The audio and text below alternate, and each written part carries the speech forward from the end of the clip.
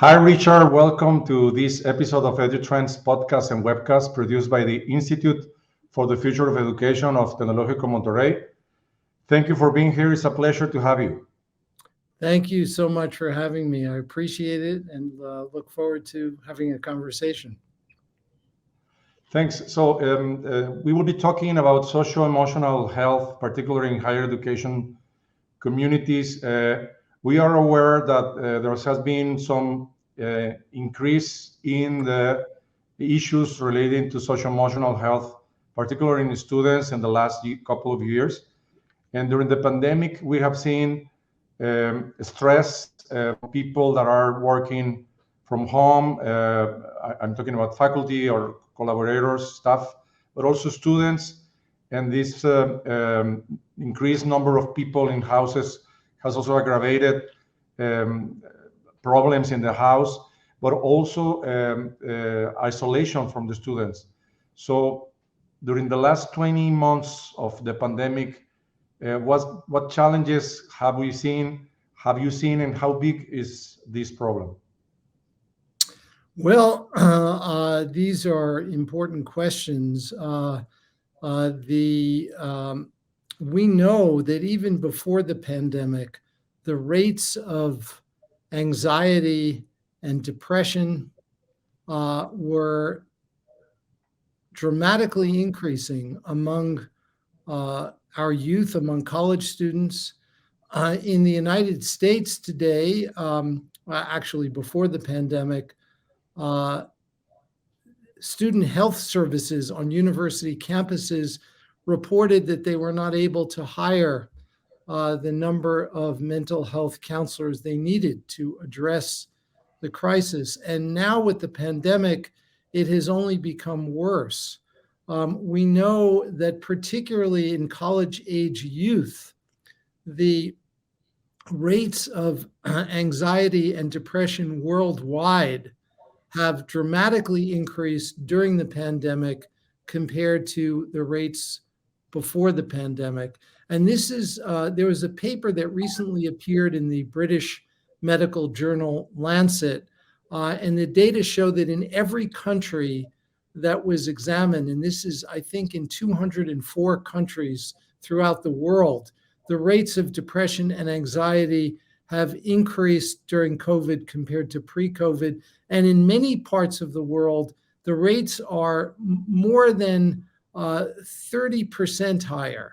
So it's not just a small amount, but it's actually quite a significant amount in many parts of the world. And among college-age students, the rates are particularly severe. And so we have a significant crisis. In addition to the COVID pandemic, there is the accompanying mental health pandemic that is global in nature. And it's really important that we develop strategies that can help decrease the likelihood and decrease the severity of these problems in this age group particularly. Thank you.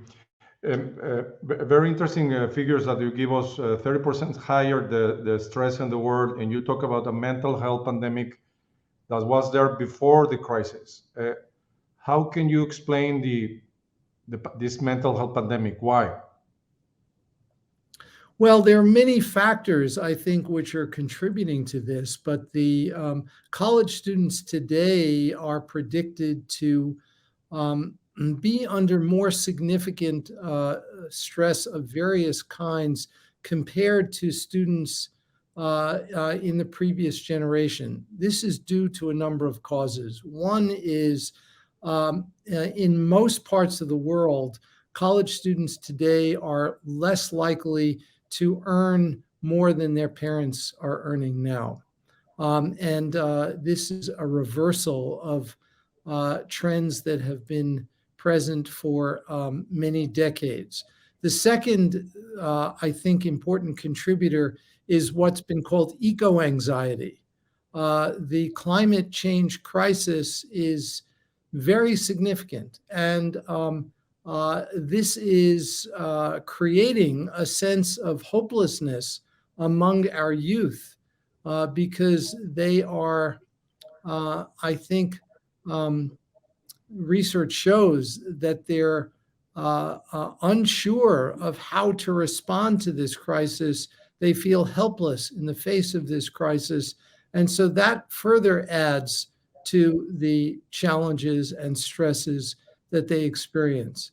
And so in addition to the usual stress of grades and their worrying about their future, there are these added elements that are very significant and are playing a really important role in contributing to the very high rates of anxiety and depression that we see today. Thank you. One more question around this. I read somewhere that people were blaming also social networks. What do you think about that? You mean social media? No, the access to social networks may make people more miserable. Is more or less the thing that I read. So I wanted to know your opinion on that. If this mental crisis that we have lived before the pandemic, it's also related to the way social media work. Yeah, well, there's more and more evidence to suggest that social media is contributing to these problems. And it's contributing to these problems because of many different factors. One is social comparison, where they might see other individuals who are seemingly more well off or happier than they are. And when they compare themselves to these other people that they see online, which half the time is likely to be an exaggeration anyway, they have feelings of low self-esteem, and this further contributes to the difficulties. The average teenager, at least in the US today, spends about 9 hours in front of a screen, and much of it is consumed by social media. And I think that I often say we're all participants in a grand experiment for which none of us have provided our informed consent. And this is a big problem. And so, in my view, we need to equip our youth with the skills that will enable them to not be hijacked by these social media. We're not going to get rid of social media. We're not going to get rid of the technology that we can't control. There's one thing we can control, and that is our own mind. And we can teach kids the skills that they need to navigate the digital landscape in a way which is less harmful. And this is urgently needed. That's great to know that we can do things to avoid this. So I would like to go into that direction. How can we foster our students' social emotional health? What can we do in higher education institutions? Part of higher education, I think, needs to include strengthening social and emotional skills that enable us to regulate our minds in a way that can help us to resist these distractions and to not be so hijacked by them. And so research shows that we can train people to be better at voluntarily regulating their attention, which is a key element of self-regulation. And by regulating one's attention, we can willfully choose what we invest our attention in, rather than leaving that to the tech companies and social media platforms who are basically hijacking our attention. And so we can, I think, do a much better job in training our youth to be better educated in their attention. And this is something that I think is critical. I believe we have a moral obligation to include that in our curricula. And it should start at a very young age. It doesn't, it's important to do this in university students, but it's also important to start this. You can start this in preschool when a child is 4 years old, and we have evidence to show that. So I think that this is really, really important. Thank you. So, well, I know that in your institute, your work has been always around these issues of social emotional health, but also social emotional education, no? So what's the proposal that you offer in these institutions that can be helpful for the people that are hearing this interview? Well, for college students, I think there are many different options. I often remind people that one size does not fit all. And so we need to do a better job at figuring out which strategies are most effective for which kinds of people. But having said that, we've articulated a framework for understanding the plasticity of well-being, how well-being can actually be trained. And we've actually put that into a freely available app called the Healthy Minds Program, which is available all over the world. And unfortunately, right now, it's publicly available only in English, but we are very interested, of course, in having it translated into Spanish and other languages. This program has mini podcasts which present the science around these different pillars of well-being. And it also includes specific mental exercises, simple practices that we can do to help strengthen each of the core elements of well-being. And this is something that for those readers or viewers who might be interested, we would certainly recommend that you explore it. You can try it out. It's totally free. And so there's essentially no cost in doing that. And if you find it to be valuable, you can use it more extensively.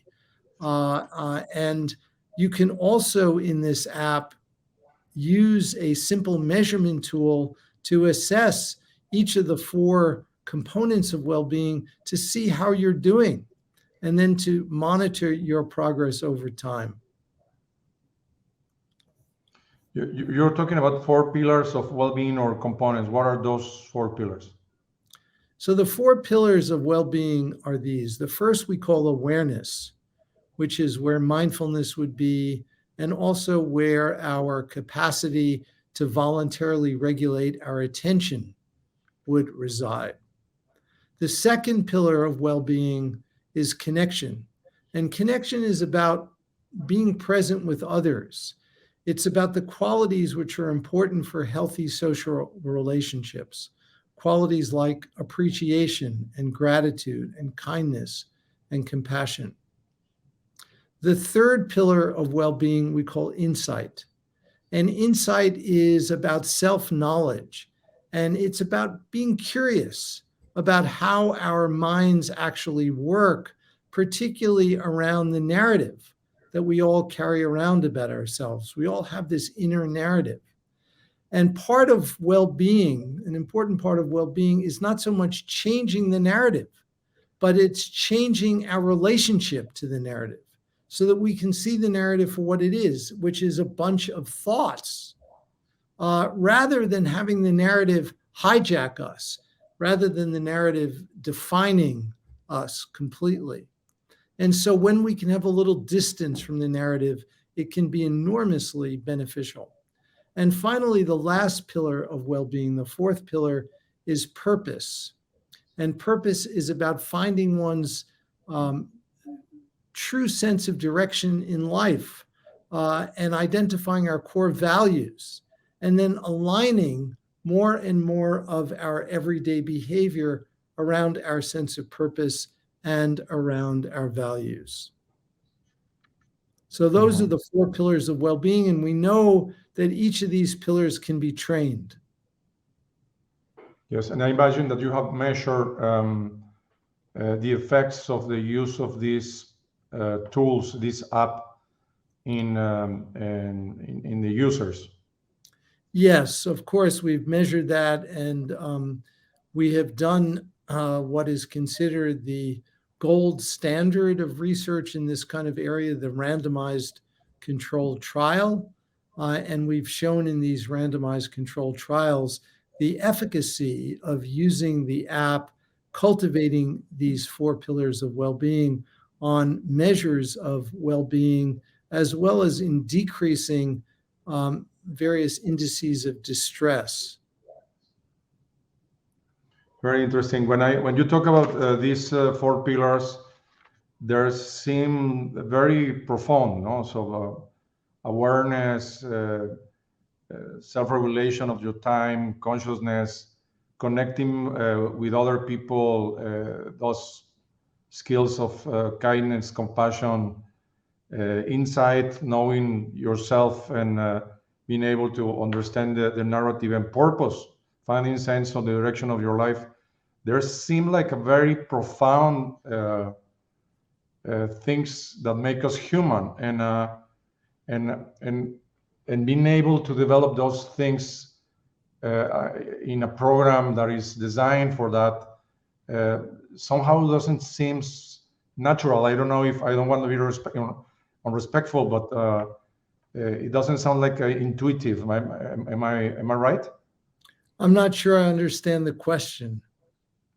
Yeah, no. The question is that it's incredible. More than a question, it's a comment. It sounds incredible that we can develop those things in a program, and that you can measure that. So it's enlightening. I will say that we can do that because those kind of things you never think as a teacher, for instance, that you can teach that easily. No, teaching purpose or teaching insight. I think it's complicated to have that on your curriculum. It's unusual to have that on your curriculum.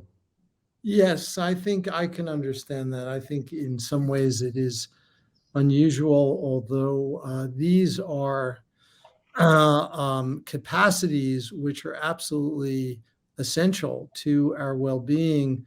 And the fact that they can be strengthened really comes directly from the science that teaches us that the neural systems, the brain systems that support each of these pillars show plasticity. And we know that they can be shaped through training, through experience. And so rather than leaving our brains to be shaped by the forces around us, over which we have very little control, like social media, why not take the reins and actually develop control of our mind ourselves so that we can steer our own mind rather than having our mind bounce around from one kind of source of information to the other. So that's really the invitation in this work. Fascinating. I always think that the problems of emotional health are still the elephant on the room, the things that we don't talk about openly. And I'm talking on the things that are problematic, but also on the development of them. It's still a subject that many people and institutions find difficult to talk about. Yes, I think that's true. But I think things are changing. I think that there is more and more traction and ranging from university administrators to healthcare providers to corporate executives to government officials, all across these different entities. There is a growing recognition that the trajectory that humanity has been on is not a particularly healthy or sustainable one. And this was before COVID. And COVID has only caused things to be worse. And so I think there is a growing recognition that we need to do something because the course that we've been on is not a good one. And so we need to recalibrate. And I see the kind of mental exercise that we're suggesting as part of that recalibration. And, you know, we've become accustomed to doing physical exercise. I would guess that many people who are viewing this interview do physical exercise in their weekly routine because we recognize that it's good for our personal health. And I'll bet you every one of the viewers brushes their teeth every day. And this is not part of our genome. We've learned to do this because it's important for our personal physical hygiene. And I also bet that everyone who's viewing this believes that their mind is even more important than their teeth. And yet we don't nourish our mind in the same way. But it actually doesn't take that much. It's just simple little exercises. And if you do it every day, it's like brushing your teeth. It will really make a difference.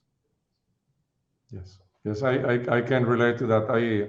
I meditate almost daily, and I recognize also that when the more stress I have around me, the more meditations help me to manage myself around those situations. Yes, that's great. And what about another very important actor of the universities, the teachers? During the pandemic, we have seen that more teachers are complaining about the workload, all the stress they're having, the things that they have to do. And we have some evidence that there's the teaching profession is a profession that is suitable for burnout. And during the COVID pandemic, it has been more stressful for them. Have you done some research around the work of the teachers and these possibilities of having some tools to help them? We've done research with teachers at the K through 12 level, and we've also done work with staff at the university level, but not with university professors themselves. They're, a difficult breed. They typically don't like to be told what to do. And so I think they're a more challenging group, but the teachers in the K through 12 space have greatly benefited from this kind of program. They have been very challenged during the pandemic because particularly in the early stages of the pandemic, before the vaccine, they were all home and they were expected to teach virtually. Many of these teachers had their own kids at home because there wasn't regular school. And that was all very, very challenging. And so we've found that training their mind to cultivate well-being was enormously beneficial, even though they did it for just a short amount of time every day. In the research we did, the average amount of time that the teachers spent per day practicing was about 5 minutes per day, and yet they showed dramatic reductions on measures of distress after practicing for 1 month. That's great. So it shows what you have said about the plasticity of the mind and the power of these 4 pillars that you have shared with us. Thank you, Richard, for your time and for sharing with our audience some light on these critical issues that is affecting our students, teachers, and everyone around higher education.